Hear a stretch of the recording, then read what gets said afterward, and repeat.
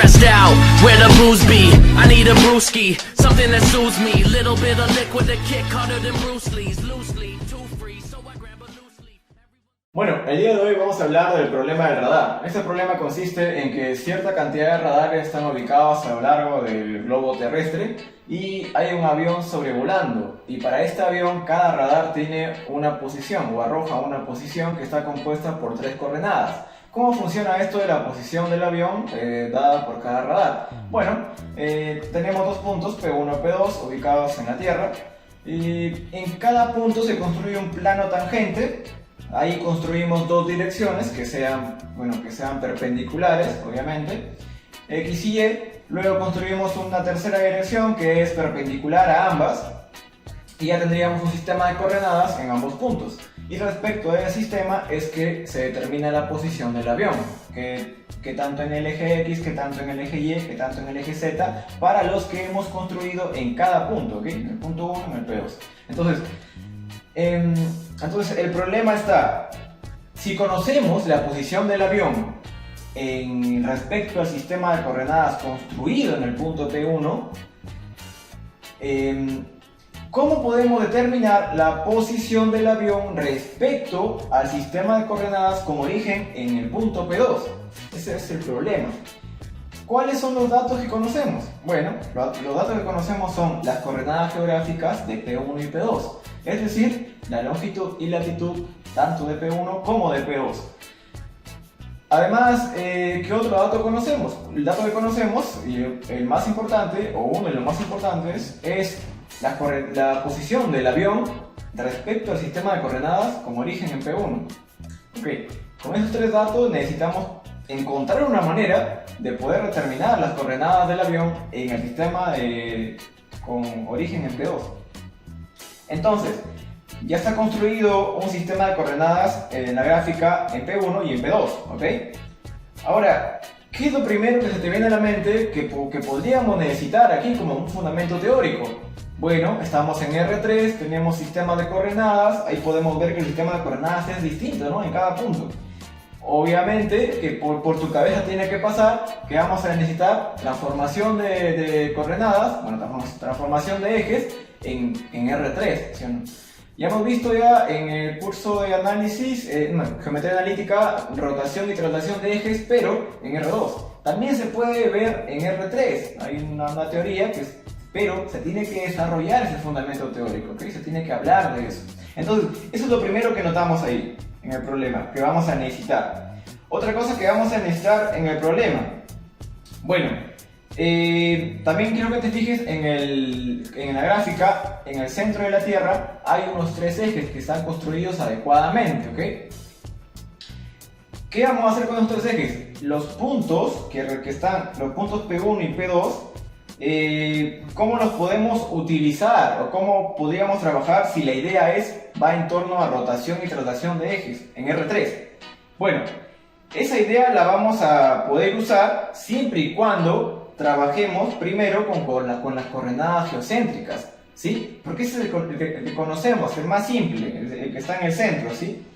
Luego podemos pasar, por ejemplo, al P12', podemos pasar al P1', ahí está en el mismo meridiano que el P1, y de ahí podríamos pasar al P2, ¿no? Y por ahí ya poder encontrar una manera. Esa parte de la explicación más concreta, más detallada, ya no corresponde en esta parte, corresponde ya en el algoritmo, ¿no? Por eso es que no la paso a explicar todavía, sino que es suficiente con tener la idea con lo que podríamos necesitar para poder identificar las herramientas, ¿no?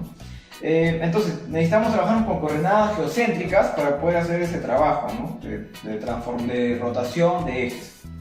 Entonces, necesitamos transformar coordenadas geográficas que nos dan como dato a coordenadas geocéntricas, eso va a ser un fundamento teórico.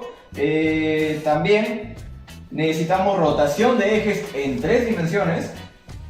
Y como último, esto ya entra en la parte de implementación, cuando vamos a realizar el programa para que realice este cálculo, necesitamos transformar las coordenadas geográficas, que nos las dan en grados, minutos y segundos, a radianes. Necesitamos transformar esas coordenadas a radianes para poder facilitar, optimizar el cálculo al momento de hacer el programa, ¿no? Y esos serían los 3 fundamentos teóricos necesarios para poder resolver este problema. Okay. Bueno, para poder entender un poco más acerca de lo que se va a hablar posteriormente, veamos un poco de lo que es latitud y lo que es longitud. Entonces, ahí tenemos una primera gráfica en donde hay unas líneas horizontales y también está la línea ecuatorial, ¿no? Esas son las latitudes, ¿ok? ¿Cómo lo podemos ver con la siguiente gráfica que se presenta ahí? Quiero que se fijen en el ángulo phi, que se forma del punto E. Es el ángulo que se forma con el plano que está en la línea ecuatorial, con la recta que baja, ¿no? Desde el punto hasta el origen. En este caso es porque es una esfera, ¿ok? Ahora, ese ángulo representa la latitud.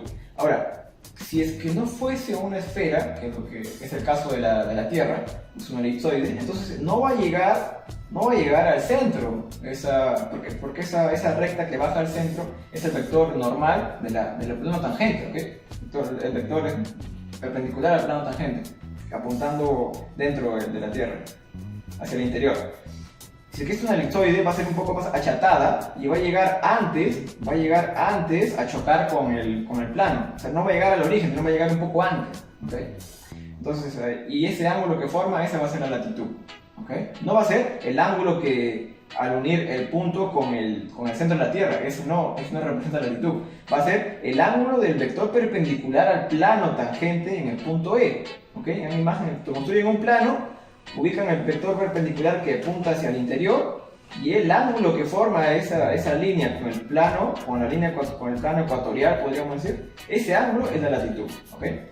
Ahora, para poder verlo, eso en un mapa, por ejemplo, ahí tenemos nuevamente una imagen donde está para la parte desde la línea ecuatorial hasta el polo norte 90 grados, ¿sí? Cada línea se presenta en este caso 30 grados.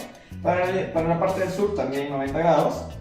Algo similar ocurre con la longitud. ¿Longitud qué representa? Bueno, ahí ven líneas verticales en esa gráfica, donde la línea azul, la azul oscura, es el meridiano de Greenwich. Ahora, en la segunda gráfica que observan, es la gráfica la misma que la anterior, donde está ahí la longitud que está siendo representada por el ángulo lambda, ¿ok? En este caso, por el hecho de cambiar a la forma elipsoidal de la Tierra, no hay variación, solamente en la latitud hay variación. En este caso la longitud sí se mantiene, es un lambda, en este caso es lambda, el ángulo que se separa desde la referencia, que es el meridiano de Greenwich. O sea, cuánto ángulo se abre desde el meridiano, ¿ok? Ese es la longitud. Ok, entonces en el mapa podemos ver que se puede abrir 180 grados hacia el este o 180 grados, o menos 180 grados hasta el oeste, ¿no? Si queremos hablar de un punto, la ubicación de un punto, podemos decir, por ejemplo, que se encuentra 30 grados norte, o 30 grados norte, 20 grados este, por ejemplo, o podemos decir 20 grados norte, 20 grados oeste, o en vez de decir oeste, 20 grados oeste, podemos decir menos 20 grados, simplemente menos 20 grados, ¿okay? Menos 20 grados nada más.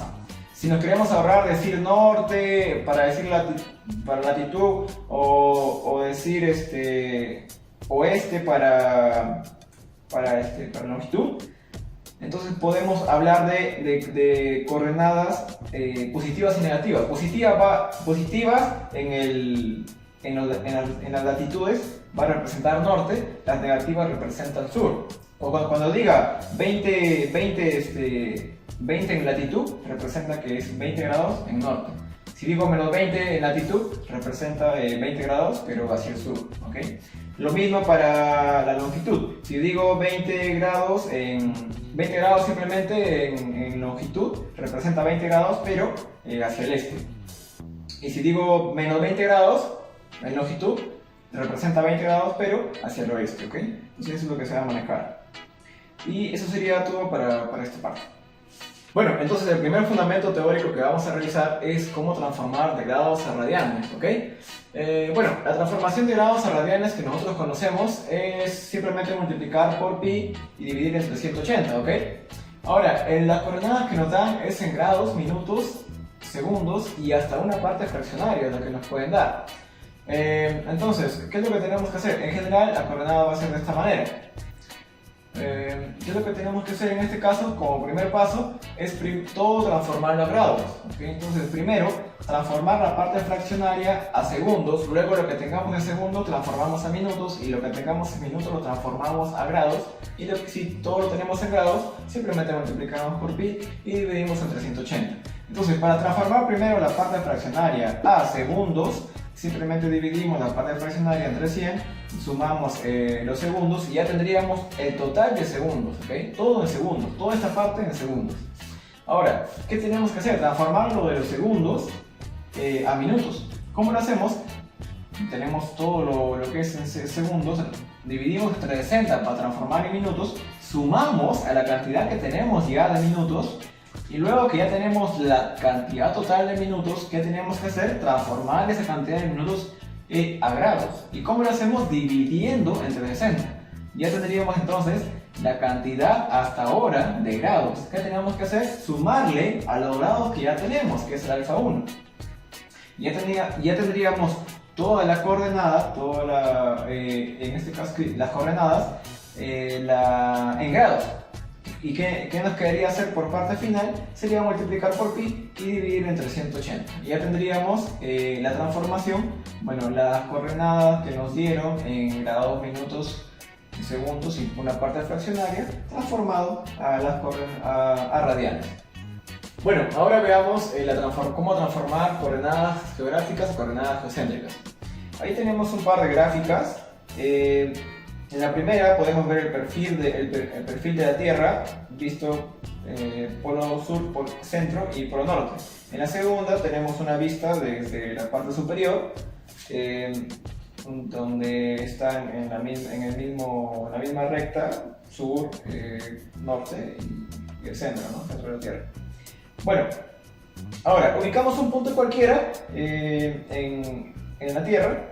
En ese caso representa el punto que está señalado en cada una de las gráficas. Entonces este punto en la primera gráfica tiene cierta latitud que viene representada por el F. Él estaba diciendo que por la forma de la Tierra no va a caer en el centro, ¿no? Sino que va a caer un poco antes. Esa es la latitud, ¿ok?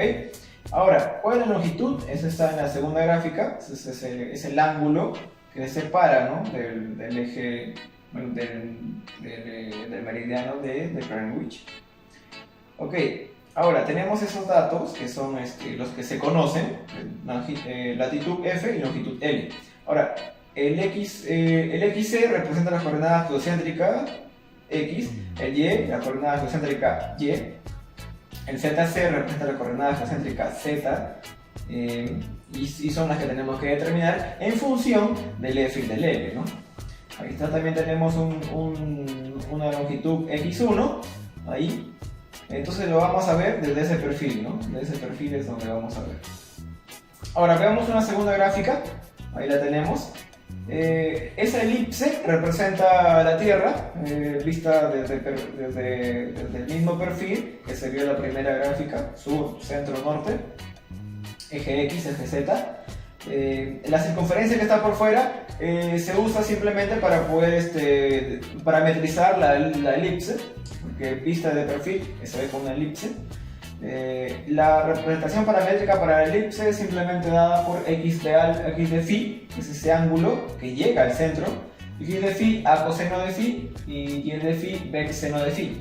El A representa la longitud del semieje mayor de la Tierra, pero vista de perfil, ¿no? Este es un dato que se conoce, es un aproximado, y el B representa la longitud del semieje mayor de la elipse, ¿no? En este caso, que también se conoce como dato, un valor aproximado. Entonces ya tenemos la representación paramétrica. Ahora quiero que te fijes en ese punto que está en la elipse. Ese punto tiene un vector tangente, ¿ok? Como tenemos la representación paramétrica, podemos calcular rápidamente derivando el vector tangente. Luego que tenemos el vector tangente, calculamos el ortogonal a ese vector y tendríamos el vector normal. Ahora, ¿para qué necesitamos el vector normal? Porque quiero que te fijes que el opuesto al vector normal tiene pendiente f. ¿Qué quiere decir eso? Que la tangente de f vendría dada por a entre b, tangente de phi, ¿ok? En este caso. Ahora, ya estaríamos relacionando la latitud, que es el f, con el ángulo phi y los datos que conocemos, que son el a y el b. Entonces, ¿qué tenemos que hacer? Bueno, lo que conocemos es este dato. Lo que no conocemos es este de aquí. ¿Y qué es lo que tenemos que determinar? Bueno, x y y es lo que quisiéramos determinar, pero tiene que ser en función a lo que conocemos. Y lo que conocemos es tangente de f. Ahora, yo necesito coseno de phi y seno de phi, pero lo que tengo es tangente de phi, ¿sí? Despejo acá y ya tendría tangente de phi en función a los datos que ya tengo. Ahora, ¿cómo expreso el coseno y el seno de tal manera que entre dentro de esa expresión tangente de phi? Bueno, tenemos aquí unas dos representaciones en las cuales nos vamos a apoyar. Primero, coseno de phi es 1 entre raíz cuadrada de 1 más tangente al cuadrado de phi. Y como tangente de phi ya lo tenemos en función del dato, que es la latitud, entonces ya tendríamos esta parte, ¿no? La tendríamos. Ahora, el seno de phi, ¿cómo lo hacemos? Bueno, seno de phi es tangente de phi, que se conoce ya, por el coseno de phi, que se conocería, ¿no? En el cálculo anterior. Entonces ya tendríamos coseno de phi y seno de phi en función a la latitud, ¿ok? Listo. Ahora, ¿qué es lo que nos está faltando? Nos está faltando la longitud, claramente usarlo. Ahora, mira, quiero que se fijen nuevamente en esta gráfica que está siendo colocada ahí. El x1 es el x que tenemos en esta parte, ¿sí? Aquí lo había colocado como y a la segunda coordenada, pero esto representa en realidad la altura, lo que es de la gráfica para hacer la representación paramétrica. Entonces tenemos el x, que es el x1 en esa gráfica. Entonces, ¿cómo calcularíamos el xc y el yc? Bueno, tenemos la longitud ahí. Para calcular el xc tendríamos que multiplicar por el coseno de L, y para el yc tenemos que multiplicar por el seno de L. Entonces nos quedaría que las coordenadas geocéntricas estarían dadas de la siguiente manera. Sería a coseno de phi, ¿por cuánto? Por coseno de L, ¿no? Coseno de L. Coseno de L. Vamos a ponerlo así. Luego, la misma, pero por seno de L, ¿no? A coseno de phi. A coseno de phi. Por seno de L. Y la última, sí, la z de seno de phi. B seno de phi, ¿no? Y esa sería la coordenada, la versión geocéntrica de la coordenada geográfica que se nos es dada, ¿no? Latitud y longitud, es el f y el l.